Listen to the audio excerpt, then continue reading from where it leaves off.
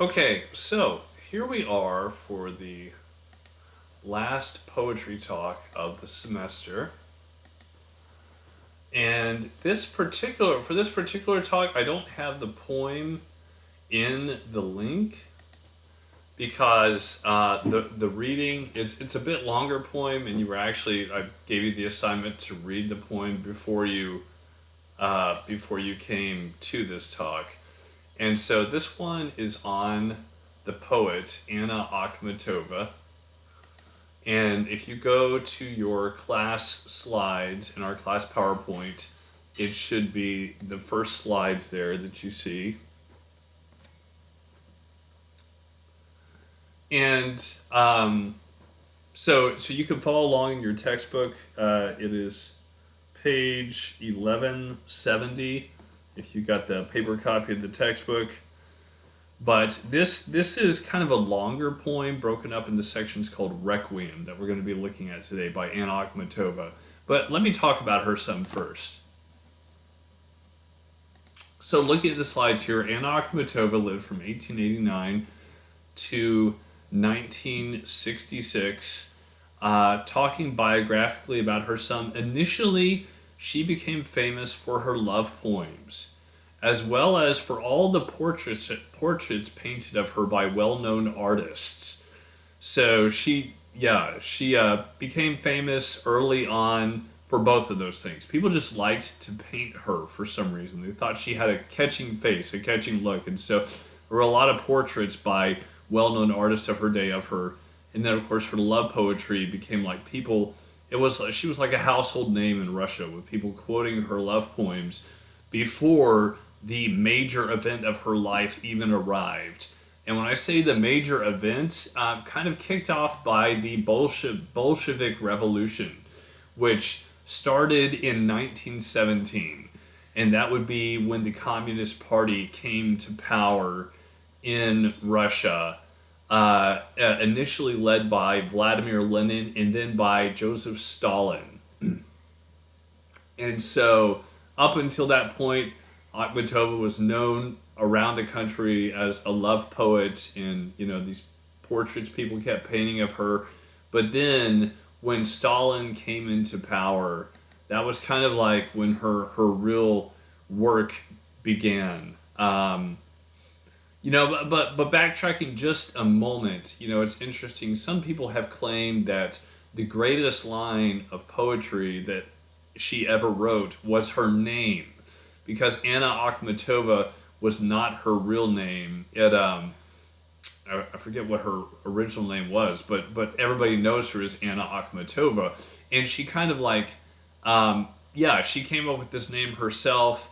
Akhmat is derived from like Genghis Khan, which part of her lineage went back to the Khans. And so people have commented, those 5 A's, the Anna Akhmatova. You got 5 strong A sounds in that name. And so some people are like, that is her greatest line of poetry. The name that she came up with for herself. Very catching. But back to the Bolshevik Revolution, the communists coming into power, and eventually Stalin becoming the leader of Russia.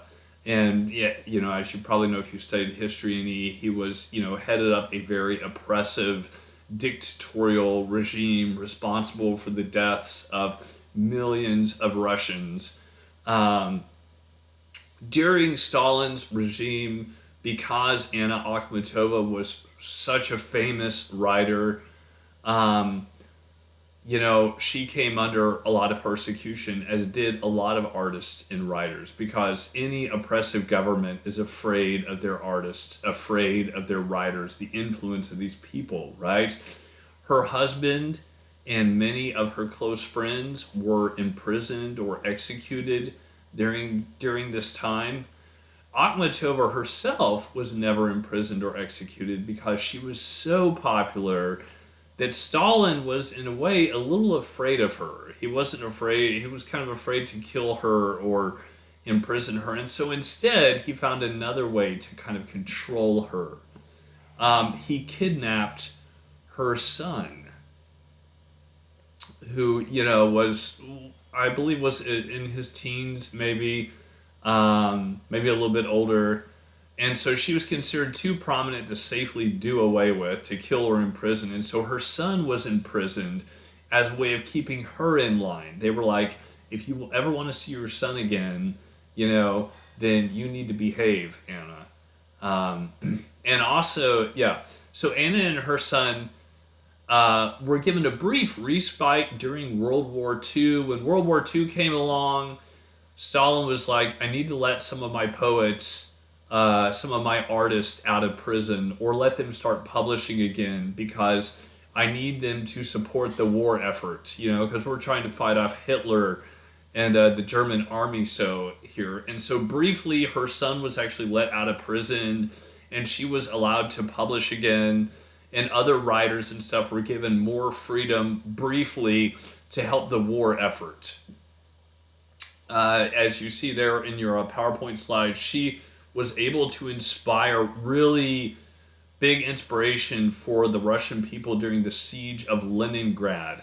Leningrad was St. Petersburg. When the communists came into power, they renamed it Leningrad in honor of Vladimir Lenin, who was the first leader of the Soviet Union, right? And so during that brief time, Anna, with her poetry and stuff, along with some other musicians and artists, famous Russian composer Shostakovich, she and he were able to be a real inspiration to the people of Leningrad, of Petersburg, as they were like fighting off the German siege of that city. Then, after the war was over, her son was chucked back into prison, and she was back to being banned, from publishing, as were a lot of other people, right? Next slide. Anna Akhmatova continued. Themes in her poetry, universal themes in terms of individual experience. So in a lot of Anna Akhmatova's poetry, she's talking about, the suffering of the Russian people as a whole, but then also she goes and makes it personal, because it was very personal. She herself was suffering what everybody else in the country was suffering, right? I know I talked about this earlier in the semester with another poet, but one interesting thing about Akhmatova's poetry is that in Russian, not in translation so much, because it's hard to translate poetry, but in Russian, in the original language, her poetry was very formal. She worked a lot with like meter and rhyme. And in her day, a lot of poets and writers, even a lot of poets within Russia, as well as the rest of the world, were trying to be less traditional. They were trying to get away from meter and rhyme. Anna insisted on sticking with it. And some people have commented that maybe it's almost like, like Anna's life was so crazy, so chaotic. There was so much she couldn't control, had no control over, right? But one thing she could control was the format of her poetry. She could make that have order. She could make that have structure. And so it's almost like her insisting on rhyme and meter in her poetry and in strict structures was like a way of having part of her life that she could control to kind of protect her own sanity, because everything else was nuts, This poem that she wrote, Requiem, was personal, autobiographical, but it's also an epic about a national tragedy, right? A requiem is a poem, a song, or a church service honoring somebody who has died. It's in honor of somebody who has died, and so it's kind of like a death poem for Russia, for her country, for her people, for herself. It's a poem. A lot of it is about being just suspended in fear and uncertainty, not knowing what's going to happen next, not knowing if she's going to see her son again. And this was what a lot of the Russian people were going through under Stalin's dictatorial regime. Anna, and she talks about this in her poetry, but a lot of Russian artists, writers, and stuff, they saw the writing on the wall. They left Russia when they saw the communists coming into power because they knew what the socialization of Russia under the communists was going to bring. It was going to bring death and repression, and so a lot of them got out and continued producing art and literature and stuff from outside of the country. Anna stuck with her people, and not to say anything bad about the people who left, but she felt that she needed to stay in Russia in their darkest hour, because she was like, if I leave, then years later, if all of this ends, how can I come back? How can I speak for my people if I left them when they were in trouble? And so she sticks with them, and makes a decision to stay in Russia and to suffer along with her people. So, I'm going to go now to the lengthy poem that we have in our textbook written by her, kind of a series of poems, and we're just going to talk about it some. And again, you should have pre-read this, but so I'll just hit key points in Requiem. All right, so starting out the poem, they're on page 1170 if you're using the same text that I am. She starts off that first section. It says, "No, not under the vault of alien skies, and not under the shelter of alien wings. I was with my people, there where my people unfortunately were." And so she's like, isn't it ironic? It's not like we were suffering because we were exiles, or we were in another country because we had to leave our country. No, unfortunately, this suffering, this evil happened in our country, where we were, right? The next section, instead of a preface, she tells this story of how one day, as she was waiting outside a prison to see if her son was even in that prison, and to try and find out if he was even alive, and if she could talk with him.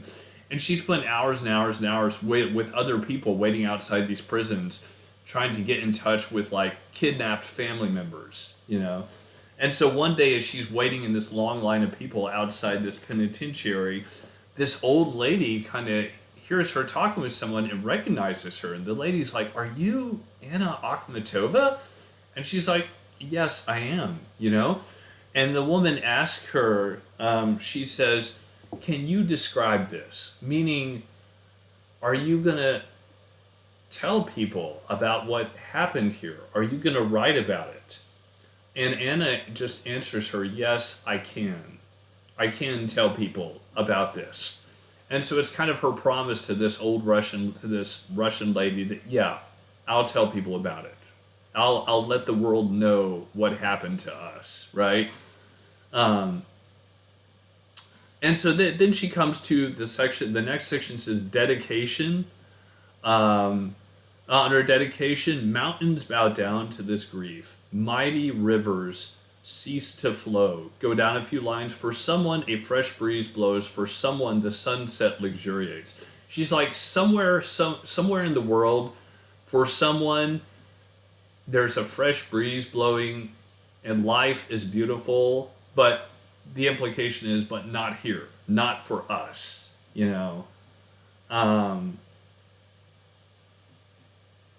Go down to the prologue there. It's on page 1171, right? The prologue, it says, "That was when the ones who smiled were the dead, glad to be at rest, and like a useless appendage, Leningrad swung from its prisons," right? And so she's like, in that time period, looking back on it, that was when, if you were happy, that was, the happy people were the dead ones, right? And it was almost like the whole city of Leningrad, of Petersburg, was just this useless broken arm dangling from the prison. The prisons were the prison was the body, and everything else was just these useless limbs that were dangling from the prisons, because so many people were in prison, right? And and more people being arrested and carried off every night. We're going over to still in that section, page 1172. She refers to the stars of death. She refers to stars multiple times throughout this poem as symbols of evil, of bad stuff approaching. People look at the stars and they try and tell what's going to happen, right? And for her, the stars throughout this poem are bad symbols. She refers to the black Mariahs there, which were basically the black government cars that would come in the middle of the night to arrest people, right? The black Mariahs.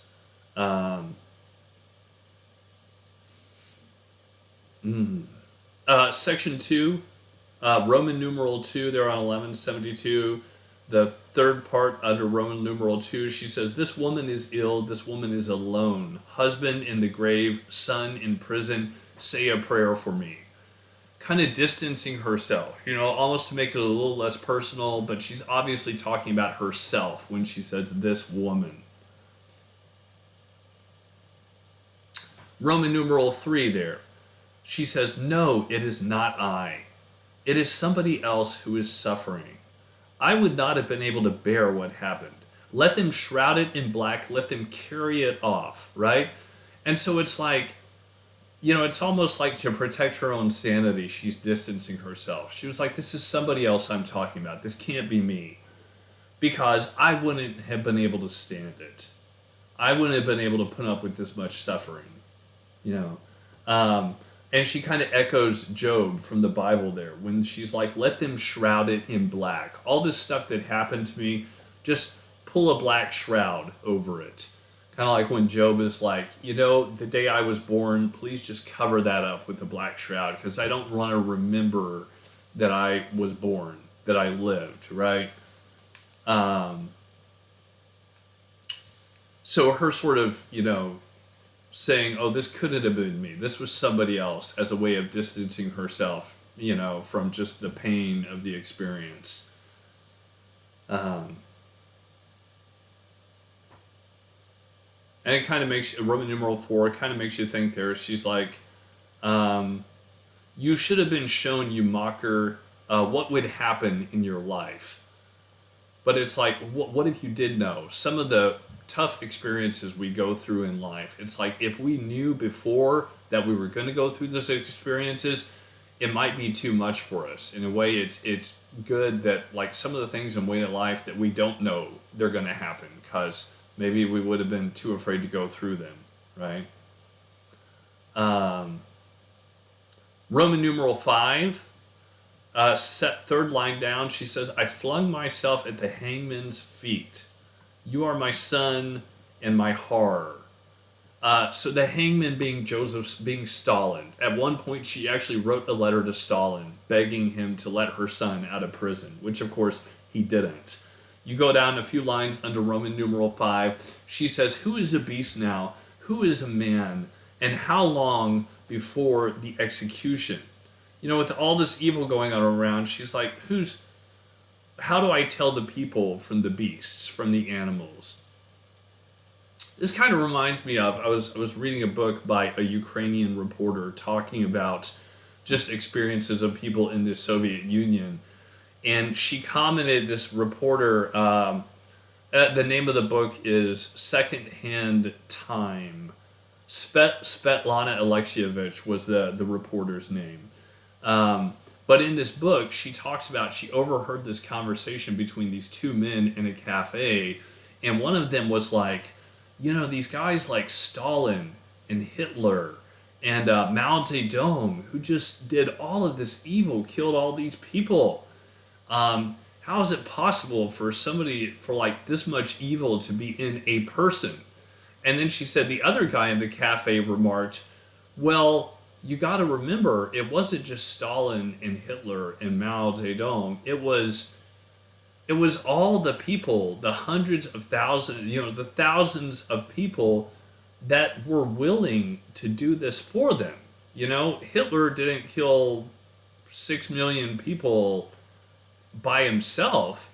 He had people who were willing to run his concentration camps, who were willing to do it for him. And so it's kind of like this evil that is in human nature. And depending on your perspective, if you believe it's just like part of like social issues that cause that in people, or if you believe that there's part of human nature, that there's an evil there, that like we have to deal with, and that's kind of a problem, a big problem of the 20th and 21st century, is we've kind of left religion, tried to leave religion behind, at least in Western society, is like, but how do we deal with evil? We look and sometimes we see things that are so evil that it's like, can you really explain that away by just saying, well, it's genetics, or it's problems in society, um, and so that's an ongoing issue that people who, particular people who have kind of left religious belief behind, struggle with is, but what about evil? What do you do with that, right? And two, what do you do with good? How do you explain that when you see something that is so evil or so good, right? But moving on, but that's kind of like connected to the Russian Revolution and Akhmatova being like, there's so much evil around me. How do I tell who's a beast, who's a man, right? Moving on with the text, Roman numeral 7, you know, uh, the second section there, kind of the irony. She says, today I have so much to do. I must kill memory once and for all. I must turn my soul to stone. I must learn to live again. She's like, it feels like I have to kill my past memories of like when things were better, or even kill the memories of the bad things that happened so that I can live again. So it's like you have to kill your memories so that you can live. It's just the irony of the experience of suffering. The next section, Roman numeral 8, to death. She personifies death. She says, you, talking to death, you will come in any case, so why not now? I am waiting for you. I can't stand much more. I've put out the light and opened the door for you, so simple and miraculous, so come in any form you please. So she's talking to death and she's saying, please come, kill me now, because I can't put up with this anymore. This suffering, right? Roman numeral 9. Now madness half shadows my soul with its wing and makes it drunk with fiery wine and beckons toward the black ravine. She's like, I feel like I'm on the brink of going insane, of madness. And it's like there's this big black canyon, this black ravine that madness is like calling me to fall into it. And so she's just plumbing the depth of human suffering, kind of speaking for a lot of people in Russia at this time, what they're all going through together, this suffering. But it's interesting how, suffering, people say, there's a famous saying, laugh and the world laughs with you, weep and you weep alone. It's weird how when you're suffering, even if a lot of people are suffering a similar thing at the same time, there's a kind of loneliness, which is often part of it. Maybe a big part of it. Okay, it just got a little darker in here. I'm going to turn a light on.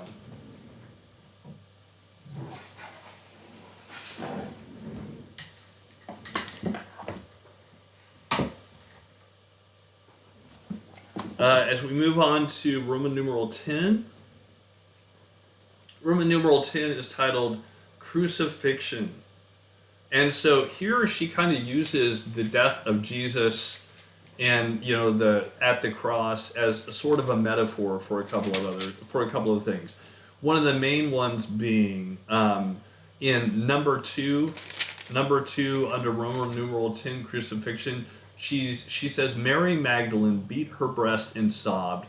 The beloved disciple, that's John, turned to stone, but where the silent mother stood, Jesus' mother, Mary, there no one glanced and no one would have dared.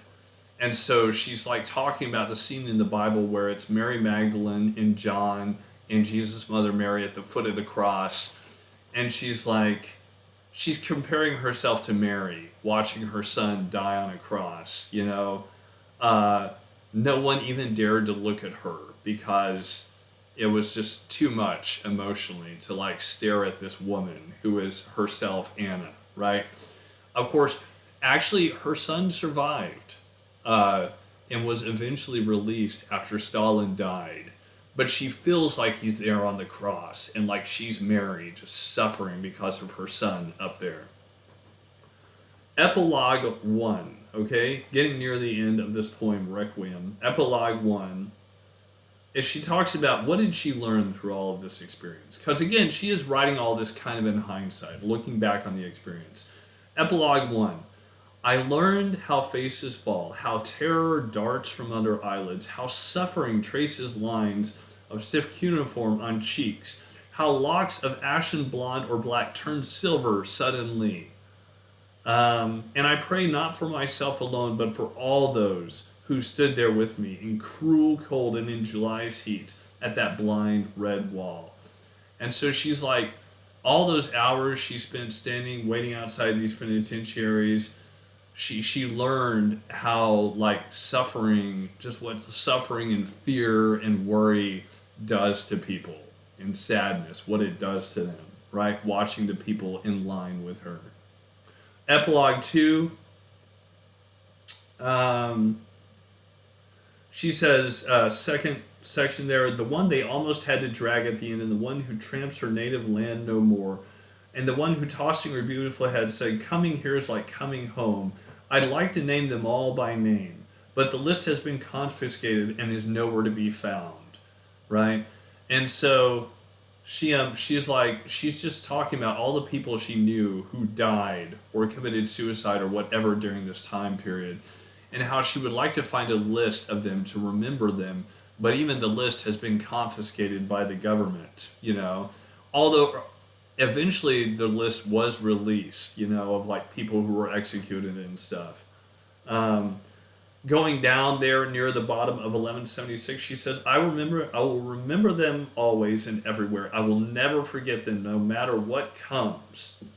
And if they gag my exhausted mouth through which 100 million scream, then may the people remember me. So she's like, I'm never going to forget these people. And their voices will scream through my voice. In my poetry, all of these people will speak through my voice. Kind of like Yeats. Yeats trying to be a voice for the Irish people, in his poetry. Anna is like all these people who were executed and, stuff, or sent off to Siberia to prison camps. They're going to speak through my voice, so that nobody will forget them. 1177, she says, and if ever in this country they decide to erect a monument to me, I consent to that honor under these conditions, that it stand neither by the sea where I was born, my last tie with the sea is broken, nor in the Tsar's garden near the cherished pine stump, where an inconsolable shade looks for me, but here where I stood for 300 hours, and where they never unbolted the doors for me. This, lest in blissful death I forget the rumbling of the black Mariahs, forget how that detested door slammed shut and an old woman howled like a wounded animal. And so she's saying, if you, my Russian people, if you ever build a monument for me, don't put it in one of the happy places that I loved when I was growing up, by the sea or in the courtyard of this house where I grew up. Don't put it there. The condition, if you ever build a monument for me, this is my one condition, you have to build it in front of the prison. Build it in the courtyard in front of that prison where I spent 300 hours in lines waiting to hear about my son, right? To find out if he was alive, to see if I could talk with him. So you can build a monument for me if you want to, but make sure you build it in front of that prison, and again, it's, one thing I like about her and about Yeats is they're both these writers who looked at the suffering of their people and were like, I want to be a voice for them. I want even to encourage them. It's like Anna's on a, you know, Yates is on a mission to encourage his people, to let them know, even though you've suffered so much, you still have a culture, you still have an identity. And Anna's like, I want to be a voice, you know, so that nobody forgets the suffering that you went through. Because, you know, it's kind of this idea that maybe we can stop, maybe we can help to head off more catastrophes in history if we remind people about the catastrophes of the past. And so Anna's like, you know, a voice so that people won't forget the suffering that has happened in the past, reminding us. So I feel like it's an important mission that, in a way, both she and Yates were on. All right, I will see you later.